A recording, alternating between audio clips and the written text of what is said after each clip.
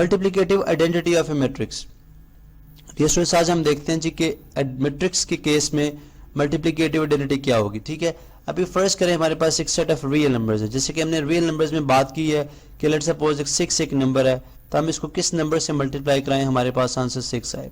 ठीक है, तो हम कहते हैं जी 1 एक ऐसा नंबर है रियल नंबर्स के अंदर जिसको हम मल्टीप्लाई कराने से हमारे पास आंसर 6 आता है। ठीक है, अब हम बोलते हैं जी then 1 is called multiplicative identity, 1 is called multiplicative identity in case of real number, यानी रियल नंबर के केस में 1 जो है वो मल्टीप्लिकेटिव आइडेंटिटी कहलाएगा। इसी तरह जब कम्प्लेक्स जो अब आप मैट्रिसेस की बात करते हैं तो हम कहते हैं जी लेट्स सपोज मेरे पास एक मैट्रिक्स है जो कि है 2 4 1 0। ठीक है, तो मैं कहता हूँ जी मेरे पास कौन सा एक ऐसा मैट्रिक्स है जिसके साथ मैं इसको मल्टीप्लाई कराऊं और मेरे पास आंसर में वही मैट्रिक्स दोबारा आ जाए। ठीक है, 1 0।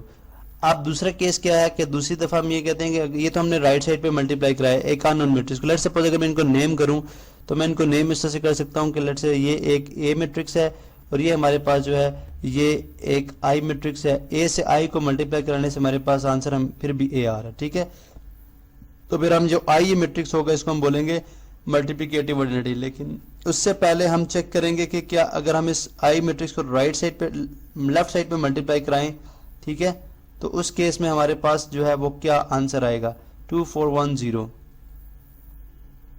तो इस केस में अगर हमारे पास ए मैट्रिक्स आ गया, ठीक है, तो इसका मतलब ये होगा कि जो आई मैट्रिक्स है ये हमारा कहलाएगा आइडेंटिटी मैट्रिक्स। ठीक है, अब आप अमूमन देखते हैं कि आपने अगर आपको लेक्चर याद हो तो हमने बात की थी, हमने बोला था जी कि अगर हमारे पास मैट्रिक्स हो लेट्स से आइडेंटिटी मैट्रिक्स 1 0 0 1, ठीक है, तो 1 आइडेंटिटी मैट्रिक्स एक ऐसा मैट्रिक्स है जिसको अगर हम किसी भी मैट्रिक्स से मल्टीप्लाई कराएं, चाहे राइट से कराएं चाहे लेफ्ट से कराएं, हमारे पास जो आंसर है वही मैट्रिक्स आएगा।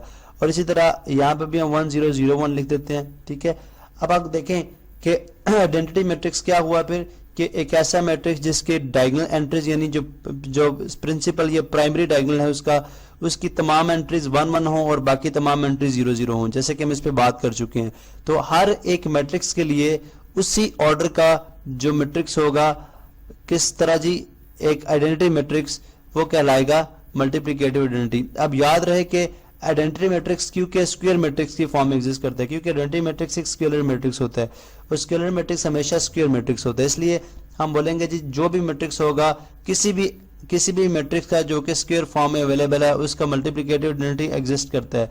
लेकिन एक ऐसा मैट्रिक्स जो कि रेक्टेंगुलर फॉर्म में एग्जिस्ट करता है उसका मल्टीप्लिकेटिव आइडेंटिटी एग्जिस्ट नहीं करता। ठीक है, तो आपने देखा जी कि अगर 2 क्रॉस 2 अगर 2 by 2 ऑर्डर का मैट्रिक्स है हमारे पास तो उसका जो आइडेंटिटी मैट्रिक्स होगा वो भी 2 by 2 ऑर्डर का होगा।